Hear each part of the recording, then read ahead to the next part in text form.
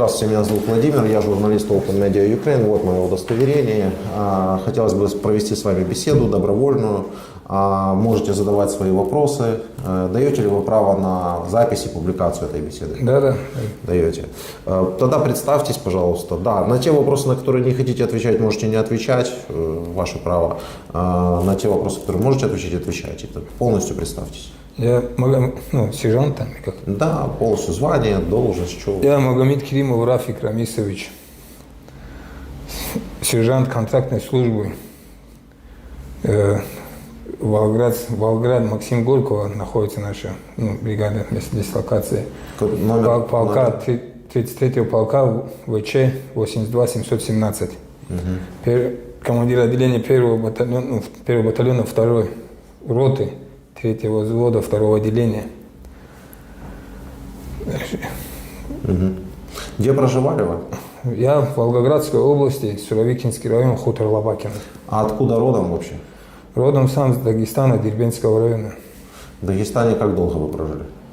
В Дагестане я, может, года 4. Я еще в школе там. Еще в школе учились? Да, маленький был еще. 4 лет. Помните классного руководителя, как в школе звали? В Дагестане? Да. На красном руководителе, да, помню. Мафрижат, учительница Мафрижат. Хорошо. Как вы попали в Украину? Расскажите историю свою кратко. Украину расскажу, как есть. Нас начали проверять на плацу, все досконально всех. Экипировка, не экипировка, мы едем на крупномасштабное учение, Да. на полигон Апук. Да. 29 числа января, 29 мы выехали на эшелоне, приехали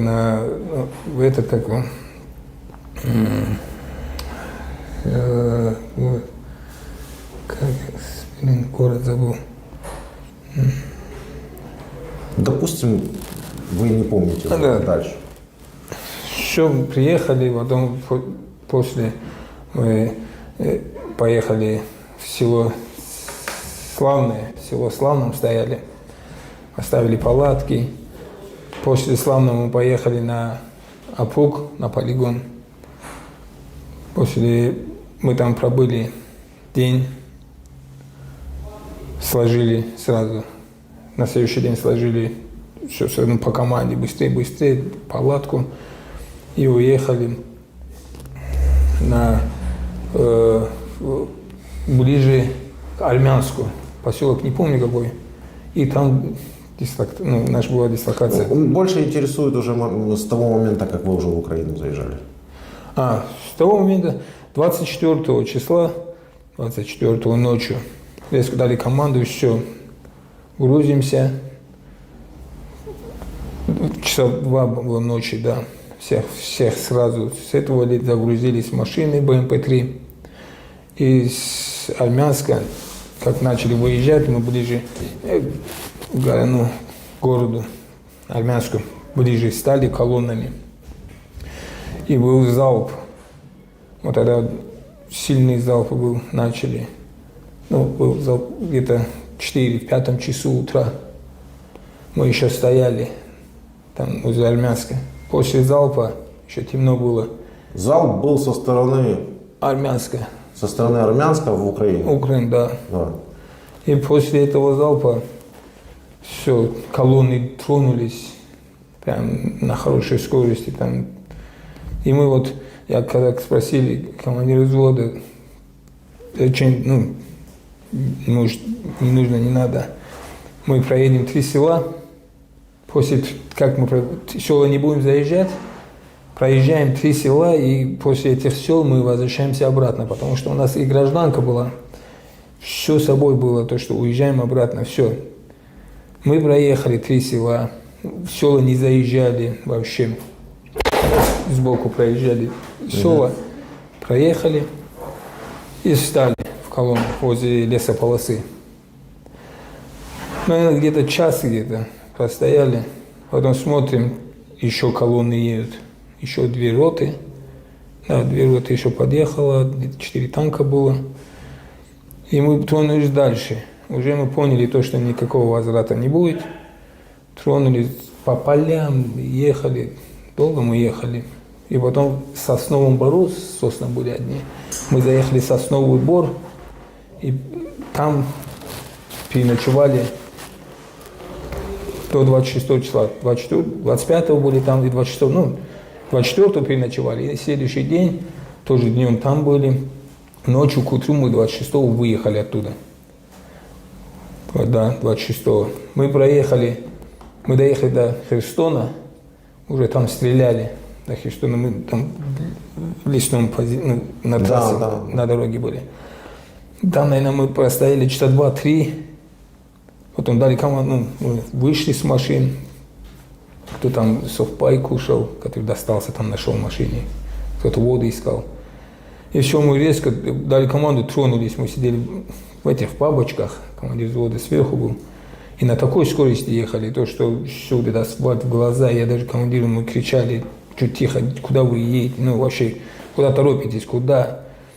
И вот мы мост Херсона проехали. Ехали мы долго. И не доезжая до Николаева, все, нас разбили с двух сторон. Это какое число было? Это 26 числа.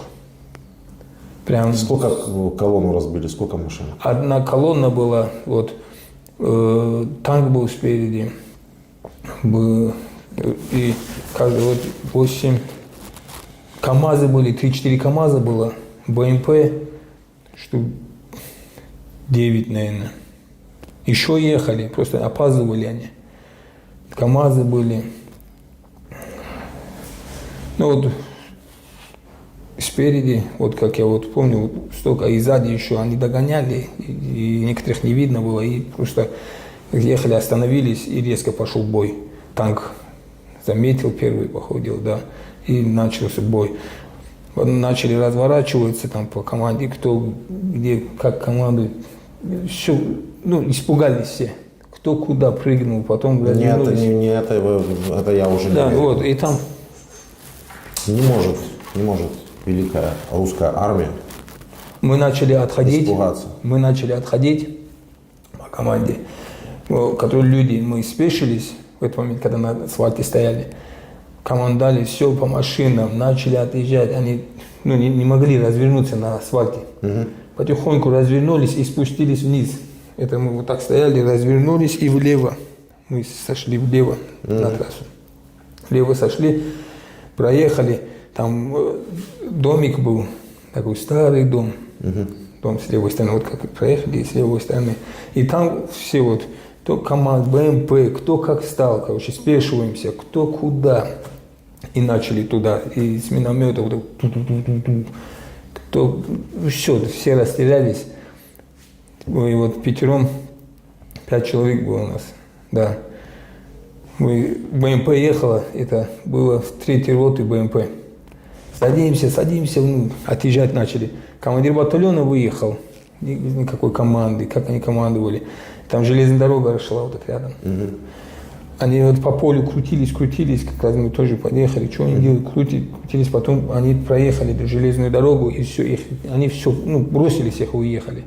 Как, командир батальона, получается, бросил всех? Всех, там, которые офицеры были. А они куда уехали? Все по полям. Это командное, руководство батальона, получается? Да, руководство батальона, получается. Сколько их машин было?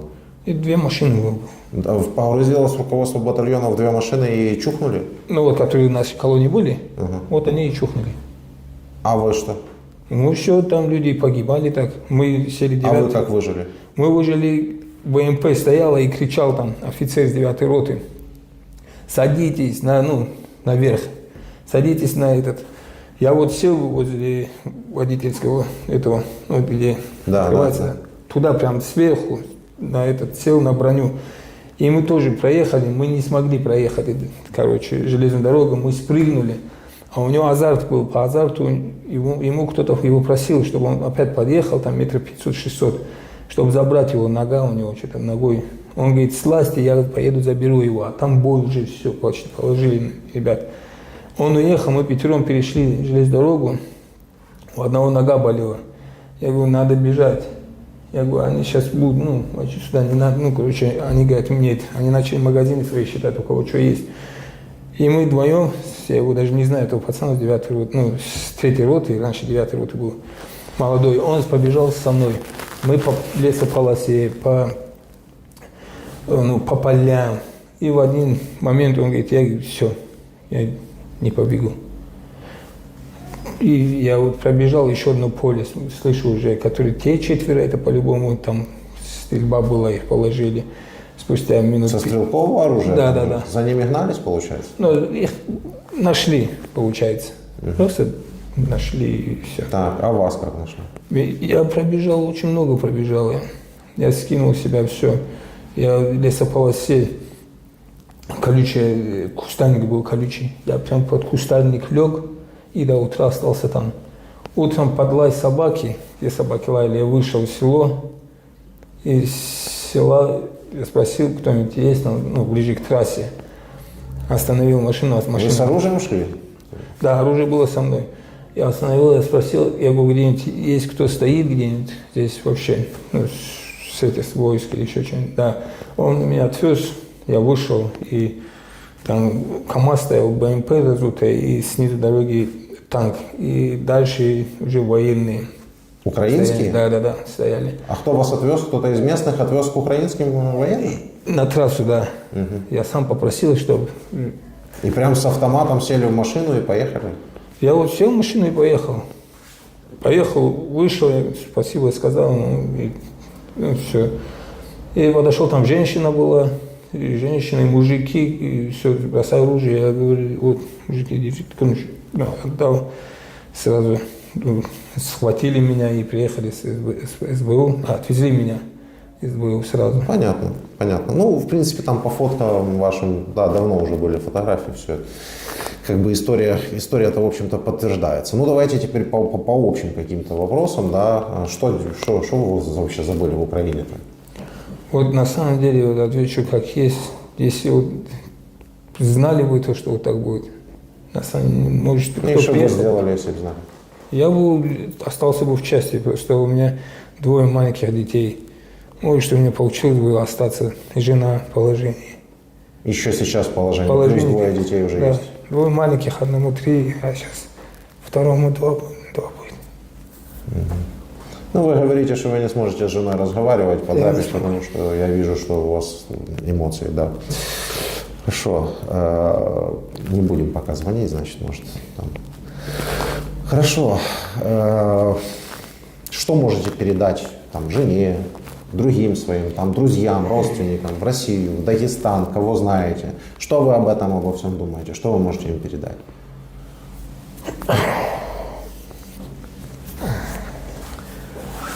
Ну, друзей, наверное, которые были, уже нет. Но в России есть друзья, и кто Дагестан там слышит меня.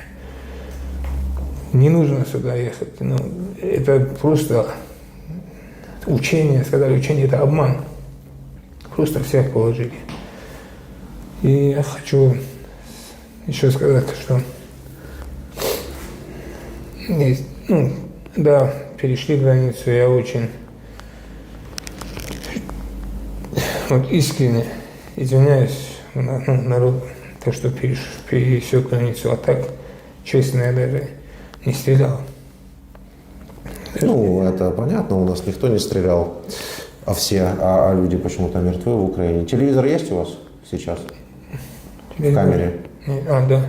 Есть? Да. Смотрите? Да. И как вам? Вообще, это Картины? очень жутко. Ну, все говорят, все не стреляли, а откуда тогда берутся все эти погибшие люди? Ну, вот. Мирные, я имею в виду. Стреляют. Я за себя же говорю, правильно? Чем от фашистов отличаются сейчас россияне? Сейчас, как поступили, ничем. Утром рано напасть и так делать. А вы понимаете, что они хотели за счет вас, вот за счет, ну, давайте я скажу, если я неправильно говорю, вы меня поправьте. За счет кучи вот этого металлолома, за счет вот этого вот живого мяса, они хотели нахрапом, грубо говоря, взять, бросив вас в эту всю мясорубку, и хотели быстро, блицкригом так называемым, взять Украину, в частности Киев. Как мясо кинули нас. Ну, вы понимаете, что вас использовали для этого? Ну, правда, ничего не получилось все равно, но хотели вот так. Им было все равно плевать на вас. Так и получилось, так и есть. А вы думаете, что-то изменилось сейчас, вот со временем? Вот сейчас уже все знают, да? И вот сейчас других людей отправляют сейчас сюда, в Украину. Вы думаете, что-то изменилось? Изменили отношение российское командование к бойцам? То же самое. Отправляют, кидают. Я как бы думаю так.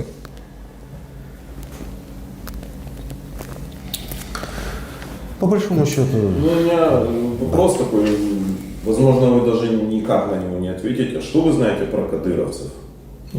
Не могу сказать ничего. Ничего не знаю, честное слово. А что их в России так любят прям? Я не Все знаю. Кадыров, все Ну Кадыров. как, вы вообще Я ничего вырос, не знаете? я ничего не знаю. Вот честно скажу, ничего не знаю. Я даже не интересовался никогда. Кадыров, Кадыров.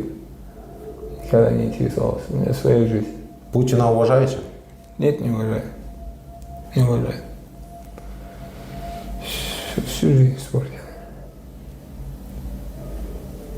Все. Ну, тогда еще такой вопрос. Какие вооруженные силы сильнее, мощнее? Вот вы как увидели кусочек войны,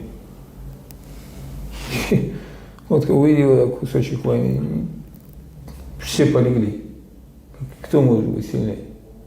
Я видел, вот когда в Херсон проезжали, стояли, там ВДВшники были, тоже мертвые ребята, КамАЗы.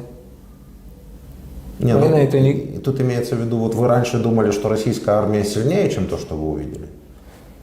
Но я думал, да, ну, хвалили российскую армию, думал, сильная армия. Вот и Ну, изменили мнение о этой очень армии? изменилось. Очень. Я все, сильные изменения вообще, ну, в душе просто испортила эта армия всю жизнь всем. Вы же там служили, Да. вы же не первый день там Да, служили, да, правильно? да.